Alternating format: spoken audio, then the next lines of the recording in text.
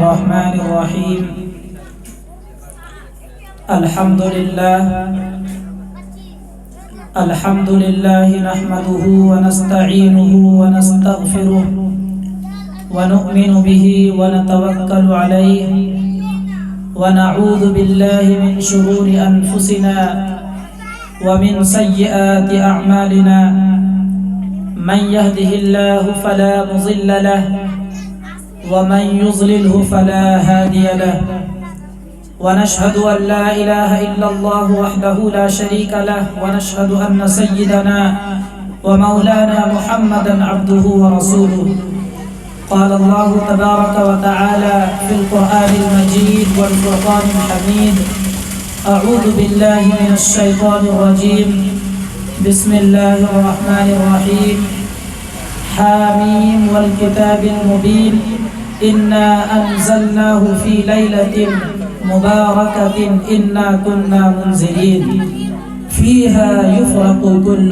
أمر حكيم صدق الله ومولانا العظيم وصدق رسوله النبي الكريم. محترم اسٹیج پر تشریف فرما علماء کرام اور دور دراز سے تشریف لائے ہوئے مہمانان اعظام، سب سے پہلے تو آپ لوگ قابل مبارکباد ہیں کہ جنہوں نے اپنی میٹھی میٹھی نیندیں قربان کر کے قرآن و حدیث کی باتیں سننے کے لیے اس دینی محفل میں تشریف لائے۔ اللہ تبارک و تعالی آپ کے بیٹھنے کو، آپ کے سننے کو، آپ کے سمجھنے کو قبول فرماتے ہوئے اس پر عمل کی توفیق عطا فرمائے۔ حضرات گرامی، امید کرتا ہوں کہ میری باتیں سمجھ میں آ رہی ہوں گی، آواز بالکل فریش ہے۔ میں نے جو آیت کریمہ تلاوت کی ہے اس آیت کا تعلق ماہ شعبان سے ہے اور شعبان کی 15ویں تاریخ یعنی کہ شب برات سے ہے۔ میں آپ سے پوچھنا چاہتا ہوں کہ ہم کس کی امت میں ہیں؟ ہم حضرت محمد صلی اللہ علیہ وسلم کی امت میں ہیں۔ اس امت کا مقام و مرتبہ کیا ہے؟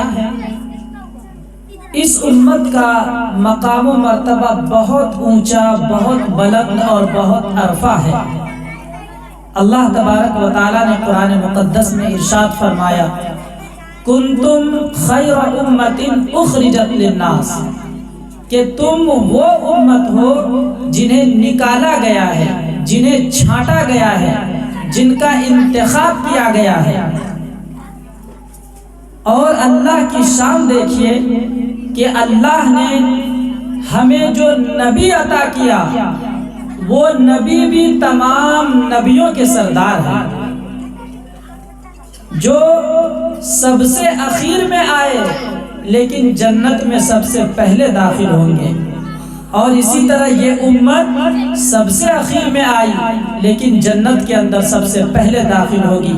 پیارے آقا صلی اللہ تعالی علیہ وسلم کا فرمان ہے ان الجنت لحرمت علی الانبیاء حتی ادخلها وانها لمحرمت علی الامم حتی تدخلها امتی، کہ جنت تمام نبیوں پر حرام ہے جب تک کہ میں جنت کے اندر داخل نہ ہو جاؤں، اور اسی طرح جنت تمام امتیوں پر حرام ہے جب تک کہ میری امت جنت کے اندر داخل نہ ہو جائے۔ حضرات گرامی، یہ شعبان کا مہینہ ہے۔ شعبان اس کے معنی آتا ہے تفرق، پھیل جانا۔ شعبان تشعب سے مشتق ہے، اور شعبان کو شعبان اس لیے کہتے ہیں کہ اس مبارک مہینے کے اندر اللہ تبارک و تعالیٰ کی عمومی رحمتیں تمام بندوں کے لیے عام ہو جاتی ہیں۔ اس لیے اس مہینے کو شعبان کہتے ہیں۔ اللہ تبارک و تعالیٰ نے اس امت کو کچھ خاص اوقات دیے ہیں، کچھ خاص لمحات دیے ہیں، کچھ خاص ساعات دیے ہیں، کچھ خاص مقامات دیے ہیں جس میں اللہ تبارک و تعالیٰ کی عنایات برستی ہیں، اللہ کے انعامات کی بارشیں ہوتی ہے اور اللہ تعالیٰ کی نوازشات پھیلتی ہے۔ 15ویں شعبان جو ہے شب برات کی رات، اس کی بڑی اہمیت ہے، اس کی بڑی فضیلت ہے۔ قرآن مقدس کے جو آیت میں نے تلاوت کی تھی، اللہ تعالیٰ فرماتے ہیں حامیم والکتاب المبین انا انزلناہ فی لیلۃ مبارکۃ انا کنا منذرین، قسم ہے اس واضح کتاب کی کہ ہم نے اس قرآن مقدس کو ایک مبارک رات میں اتارا، یعنی ایک بابرکت رات میں قرآن کریم اتارنے کا فیصلہ کر دیا۔ یہ جو آیت ہے لیلۃ مبارکہ، اس کی تفسیر میں اختلاف ہے، لیکن حضرت اکرمہ اور مفسرین کی ایک جماعت کی یہ رائے ہے کہ لیلۃ مبارکہ سے مراد شب برات ہے، یعنی ابھی جو آنے والی ہے 15 شعبان کی رات۔ اگر ہم اس تفسیر کو لیتے ہیں تو اس سے معلوم ہوتا ہے کہ شب برات کی بڑی فضیلت ہے، بڑی اہمیت ہے، اس کی فضیلت بہت زیادہ ہے۔ شیخ عبد القادر جیلانی رحمۃ اللہ علیہ ایک کتاب غنیۃ الطالبین میں لکھتے ہیں کہ یہ جو شعبان کی رات ہے، 15ویں شعبان کی رات، یہ ایک ایسی رات ہے کہ جس میں اللہ تبارک و تعالی تمام بندوں کے لیے نیکیوں کے دروازے کھول دیتے ہیں۔ اور حضرت عائشہ صدیقہ رضی اللہ تعالیٰ عنہا سے بھی ایک روایت ہے، وہ فرماتی ہیں کہ 4 راتیں ایسی ہیں کہ جس میں اللہ تبارک و تعالیٰ تمام بندوں کے لیے نیکیوں کے دروازے کھول دیتے ہیں۔ ایک عید الفطر کی رات، ایک عید الاضحیٰ کی رات، ایک 15ویں شعبان کی رات یعنی شب برات، اور ایک عرفہ کی رات۔ یہ 4 ایسی رات ہے کہ جس میں تمام بندوں کے لیے نیکیوں کے دروازے کھول دیے جاتے ہیں۔ اور آگے فرماتے ہیں کہ یہ رات جو ہے فرشتوں کے لیے عید کی رات ہے، جس طرح سے مسلمانوں کے لیے زمین پر 2 دن عید کا دن ہوتا ہے، ایک عید الاضحیٰ کا دن اور دوسرا عید الفطر کا دن، اسی طرح فرشتوں کے لیے بھی 2 عیدیں ہوا کرتی ہے، ایک شب برات میں اور ایک شب قدر میں۔ مسلمان فرشتے چونکہ رات میں سوتے نہیں ہیں، اس لیے ان کی عیدیں رات میں رکھی گئی ہے، اور مسلمانوں کے لیے رات سونے کے لیے بنایا گیا ہے، اس لیے مسلمانوں کی عید کو دن میں رکھا گیا ہے۔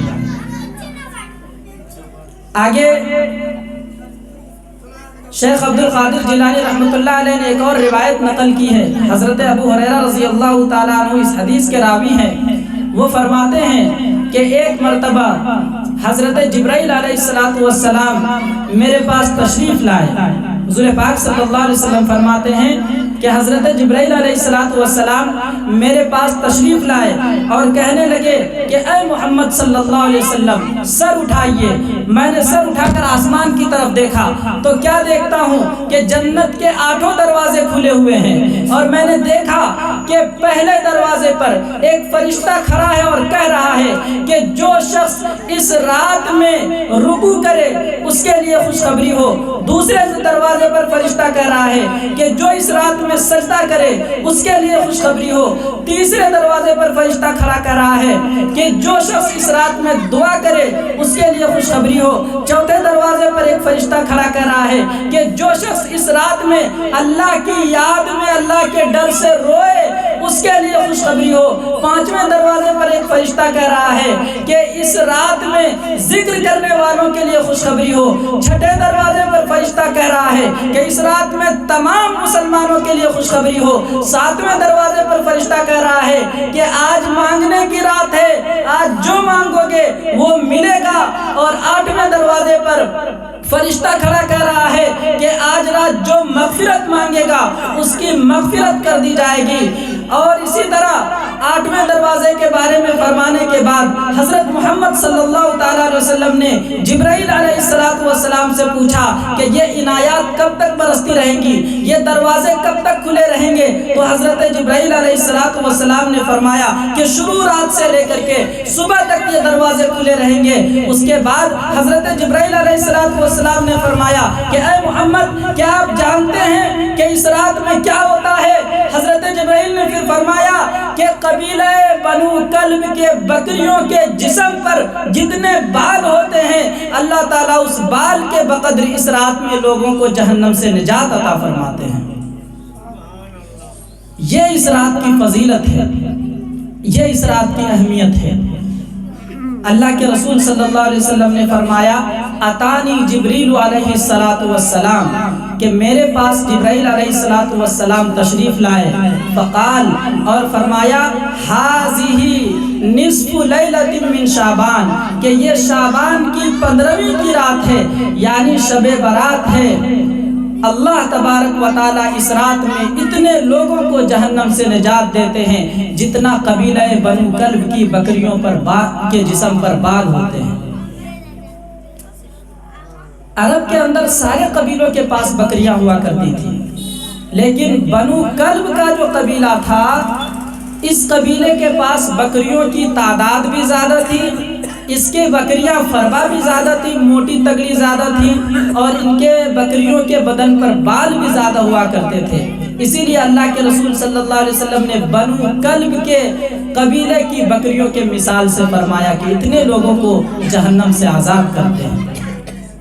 اب چونکہ 3-4 دنوں میں شب برات ہمیں نصیب ہونے والی ہے، دعا کرتے ہیں کہ اللہ تعالی ہمیں وہ رات میسر فرمائے۔ جب وہ رات ہمیں مل جائے تو ہمیں کیا کرنا چاہیے؟ اللہ کے رسول صلی اللہ تعالی علیہ وسلم نے فرمایا کہ شعبان کی 15ویں تاریخ کو قوموا لیلہا وصوموا یومہا، رات کو قیام کرو اور دن کو روزے رکھو۔ رات کو قیام کرو اور دن کو روزے رکھو، اس لیے کہ اس رات میں اللہ تبارک و تعالی عرش سے آسمان دنیا پر تشریف لاتے ہیں۔ کہاں سے؟ عرش کے اوپر سے آسمان دنیا پر تشریف لاتے ہیں۔ غروب آفتاب کے وقت سے ہی، مغرب کے فوراً بعد سے اللہ تبارک و تعالی آسمان دنیا پر تشریف لاتے ہیں اور یہ صدا لگواتے ہیں فرشتوں کے ذریعے، ہے کوئی مغفرت طلب کرنے والا کہ آج اس کی مغفرت کی جائے؟ ہے کوئی روزی مانگنے والا کہ آج اس کو روزی دی جائے؟ ہے کوئی مصیبت میں مبتلا شخص کہ اس کی مصیبتوں کو دور کیا جائے؟ یہ اعلان اللہ تبارک و تعالی رات شروع ہونے سے لے کر کے صبح تک لگواتے ہیں۔ اور کتنے خوش نصیب ہے وہ شخص جو اللہ تبارک و تعالیٰ کے اس اعلان پر لبیک کہتے ہوئے اللہ کے سامنے کھڑے ہو کر اللہ تعالیٰ سے مانگتے ہیں۔ دنیا میں جتنے بھی لوگ ہیں وہ عموماً 3 چیزوں کا محتاج ہوتا ہے، 3 چیزوں کا محتاج ضرور ہوتا ہے۔ پہلی چیز کہ جتنے بھی لوگ ہیں انبیاء کو چھوڑ کر کے سب سے گناہ صادر ہو سکتے ہیں، کوئی بھی کیوں نہ ہو، بڑے سے بڑا آدمی ہو، گناہ ہونے کا امکان ہے، لوگ گناہگار ہوتے ہیں، اور ہر آدمی چاہتا ہے کہ اللہ تبارک و تعالی ہمارے گناہوں کو معاف کر دے۔ چنانچہ اللہ تبارک و تعالی نے اس رات کے اندر معافی کا پروانہ دیا کہ جو کوئی بھی آج اس رات میں مجھ سے مغفرت مانگے گا میں اس کی مغفرت کر دوں گا۔ اور دوسری چیز کیا فرمایا؟ ہے کوئی رزق طلب کرنے والا، کون ایسا انسان نہیں ہے جو رزق کا طالب نہیں ہوتا ہے؟ ہر کوئی رزق کی تلاش میں در بدر بھٹکتا رہتا ہے، دکانوں میں، مکانوں میں، کارخانوں میں، کھیت اور کھلیان میں، کہاں کہاں رزق کو تلاش نہیں کرتا۔ لیکن اللہ تبارک و تعالیٰ فرماتے ہیں کہ ہاں، جہاں تم رزق کو تلاش کرنے کے لیے جا رہے ہو صحیح ہے، لیکن وہاں رزق اللہ تعالیٰ ڈالتا ہے۔ رزق وہاں سے تمہیں تب ملے گی جب اللہ وہاں رزق ڈالے گا، اور اللہ تبارک و تعالیٰ سے جب تم مانگو گے تب تمہیں رزق ملے گا۔ اس لیے اللہ تبارک و تعالیٰ نے اس رات کے اندر رزق مانگنے کی بھی اللہ تبارک و تعالیٰ نے بندوں کو کہا ہے کہ کون ہے مجھ سے رزق طلب کرنے والا جسے میں رزق دوں۔ اور تیسری چیز جس کے بارے میں اللہ نے فرمایا کہ ہے کوئی مصیبت میں مبتلا شخص، دنیا میں تقریباً ہر کوئی مصیبت اور پریشانی میں گھرا ہوتا ہے، اگر کوئی شریعت کے مطابق زندگی گزار رہا ہے اور پھر بھی اس پر مصیبت ہے، پریشانی ہے، بیماریوں میں مبتلا ہے، رنج و غم سے دوچار ہے، تو اس کا مطلب یہ ہے کہ اللہ تعالیٰ کی طرف سے آزمائش امتحان ہے۔ اس میں بندے کے پاس سکون ہوتا ہے، گرچہ ظاہری طور پر پریشان ہوتا ہے، لیکن اگر زندگی شریعت کے مطابق گزار رہا ہے تو اندرونی طور پر سکون نصیب ہوتی ہے۔ لیکن اگر سنت و شریعت کے مطابق زندگی نہیں گزر رہی ہے اور مصیبت اور پریشانی میں مبتلا ہے تو یہ اللہ تعالیٰ کی طرف سے پکڑ ہے، عذاب ہے۔ تو اللہ تبارک و تعالیٰ نے مصیبت سے چھٹکارا پانے کے لیے بھی اس رات میں صدا لگاتے ہیں کہ ہے کوئی مصیبت میں مبتلا شخص کہ میں اس کی مصیبتوں کو دور کروں۔ اور یہ صدا کب سے لگنی شروع ہو جاتی ہے؟ جیسے ہی سورج ڈوبتا ہے، سورج ڈوبنے کے فوراً بعد سے یہ صدا لگنی شروع ہو جاتی ہے۔ اس لیے میرے محترم بزرگوں اور دوستوں، میرے دینی بھائیوں، بس یہی گزارش کرنی ہے کہ جب اللہ تبارک و تعالیٰ نے ہمیں حیات عطا کی ہے، زندگی عطا کی ہے اور یہ سنہرا موقع عطا کیا ہے کہ ہم اپنے گناہوں کی معافی کے لیے اللہ کے دربار میں جا سکتے ہیں، ہم اپنے بیماری اور پریشانی کو دور کرنے کے لیے اللہ کے دربار میں جا سکتے ہیں، ہم رزق طلب کرنے کے لیے اللہ کے دربار میں جا سکتے ہیں، تو جائیے جائیے، ضرور جائیے، کیونکہ یہ رحمتوں کی رات، یہ عنایات کی رات، یہ بخشش کی رات، نہ جانے اگلے سال نصیب ہو یا نہ ہو، جب اللہ نے اس سال عطا کر دیا ہے تو ہمیں ضرور لینی چاہیے۔ میرے محترم بزرگوں اور دوستوں، جیسا کہ معلوم ہوا ہے کہ یہ پروگرام جناب منظور صاحب کی وفات کے لیے سجایا گیا ہے، ان کے لیے تقریباً یہ تعزیتی پروگرام ہے یا 40واں پروگرام ہے۔ میں شب برات سے متعلق گفتگو کرنے کے بعد، ابھی چونکہ موت و حیات سے متعلق آپ نے گفتگو سنی ہے، میں تھوڑی سی چیز آپ تک پہنچا دینا چاہتا ہوں۔ جو کچھ میں نے احادیث کی کتابوں میں پڑھا ہے، میں چاہتا ہوں کہ وہ آپ سنیں اور سن کر کے موت کو یاد کریں۔ بزرگ فرماتے ہیں کہ آج کل لوگ موت کو دیکھ کر اپنی آنکھیں ایسے بند کیے ہوا ہے جیسے کبوتر بلی کو دیکھ کر کے آنکھیں بند کر لیتا ہے۔ کبوتر کے سامنے جب بلی پہنچتا ہے تو کبوتر کیا سوچتا ہے کہ اگر میں اپنی آنکھ بند کر لوں تو بلی مجھ پہ حملہ نہیں کرے گا، بلی مجھے دکھائی نہیں دے گا، حملہ ہی نہیں کرے گا۔ حالانکہ ایسا نہیں ہوتا ہے، بلی حملہ کرتی ہے اور اسے دبوچ لیتی ہے۔ ایسے ہی انسان چاہے موت سے بے خبر ہو یا موت سے باخبر ہو، ہر حال میں موت کی لپیٹ میں آ کر رہے گا۔ دنیا میں کوئی بھی شخص موت سے چھٹکارا نہیں پا سکتا۔ آپ کو بتا دیں کہ یہ موت کیا چیز ہے۔ موت بہت ہی تلخ حقیقت ہے، موت بہت ہی خطرناک چیز ہے۔ فرما برداروں کے لیے تو آسان ہے، لیکن نافرمانوں کے لیے بہت تکلیف دہ چیز ہے۔ اب ذرا دیکھیے، حضرت سلیمان علیہ السلام جن کی پوری دنیا پر بادشاہت تھی، پوری دنیا پر بادشاہت تھی، وہ بیت المقدس کی تعمیر فرما رہے تھے کہ اچانک سے موت کا فرشتہ آ گیا اور کہنے لگا کہ اے سلیمان علیہ السلام، اللہ تعالیٰ آپ کو بلا رہے ہیں۔ تو حضرت سلیمان علیہ السلام نے فرمایا کہ اے فرشتوں، جاؤ اللہ سے جا کر کے عرض کرو کہ تیرا بندہ سلیمان تھوڑی مہلت مانگتا ہے، وہ اس لیے کہ میں ابھی تیرے گھر کی تعمیر کروا رہا ہوں، تعمیر مکمل نہیں ہوا ہے ابھی۔ فرشتے نے کہا، اللہ تعالیٰ سے جا کر کے عرض کیا کہ اللہ، تیرا بندہ سلیمان تھوڑی مہلت مانگتا ہے، وہ اس لیے کہ تیرے گھر کی تعمیر ابھی باقی ہے۔ اللہ تعالیٰ نے کہا کہ جو وقت اس کی موت کے لیے مقرر کر دیا ہے، اس وقت سے 1 سیکنڈ بھی مؤخر نہیں ہو سکتا۔ آپ ذرا دیکھیے کہ وہ بادشاہ جو ہواؤں پر حکومت کرتا تھا، جو پرندوں چرندوں درند کو اپنے تابع کیا ہوا تھا، وہ بادشاہ کہ چیٹیوں پر جن کی حکومت چلتی تھی، ہوا جن کی تابع تھی، آج وہ موت کے سامنے زندگی کی بھیک مانگ رہا ہے۔ فرشتے آئے اور وقت مقررہ پر ان کی روح نکال کر کے چلے گئے۔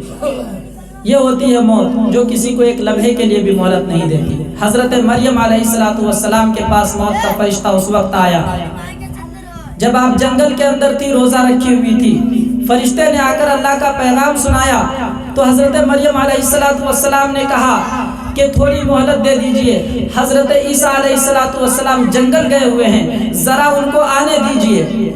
فرشتے نے جلدی سے جواب دیا کہ مجھے جس سانس کے اندر روح قبض کرنے کا حکم ہوتا ہے میں اسی سانس میں روح قبض کر لیتا ہوں، دوسری سانس بھی نہیں لینے دیتا۔ چنانچہ فرشتے نے انہیں ہمیشہ ہمیشہ کی نیند سلا دی۔ حضرت عیسیٰ علیہ السلام جب جنگل سے واپس آئے تو دیکھا کہ پیاری والدہ تو اللہ سے جا ملی۔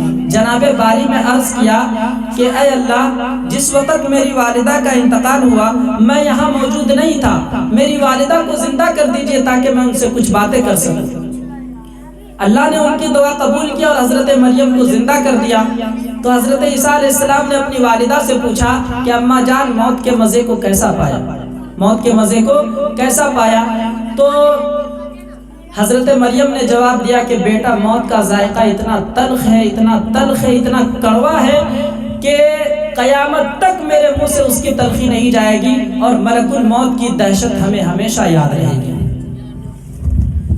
حضور پاک صلی اللہ تعالی علیہ وسلم کا ارشاد ہے کہ موت کے وقت، انتقال کے وقت موت کی وجہ سے انسان کو ایسی سخت تکلیف ہوتی ہے کہ اگر اس کے جسم کے تلوار سے 300 ٹکڑے بھی کر دیے جائے پھر بھی اتنی تکلیف نہ ہو۔ اور اسی طرح انتقال کے وقت موت کی وجہ سے انسان کو ایسی پیاس لگتی ہے کہ اگر پانی کے سمندر پلا دیے جائے پھر بھی اس کی پیاس نہ بجھے۔ کتنی خطرناک چیز ہے موت۔ حضرت ابراہیم علیہ السلام فرماتے ہیں کہ ایک مرتبہ ملک الموت میرے پاس آیا تو میں نے ان سے کہا کہ ذرا مجھے وہ صورت دکھاؤ جس صورت کے اندر تم گناہگاروں کی روح قبض کرنے کے لیے جاتے ہو۔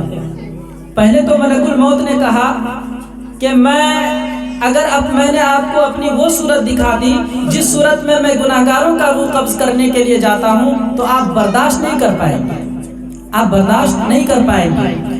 حضرت ابراہیم نے کہا کہ نہیں میں برداشت کر لوں گا، اصرار کیا۔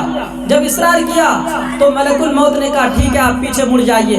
حضرت ابراہیم علیہ السلام پیچھے مڑ گئے اور اس کے بعد جب واپس پلٹے تو کیا دیکھا کہ ایک بہت ہی لمبا تڑنگا انسان، قوی ہیکل انسان جو بالکل کالا کلوٹا ہے، جس کے بال بڑے لمبے لمبے ہیں، جسم کے اوپر بہت ہی بدبودار کپڑے ہیں، آنکھ سے ناک سے اور کان سے آگ کے شعلے لپٹ رہے ہیں اور جسم سے بہت ہی غلیظ قسم کی بدبو آ رہی ہے۔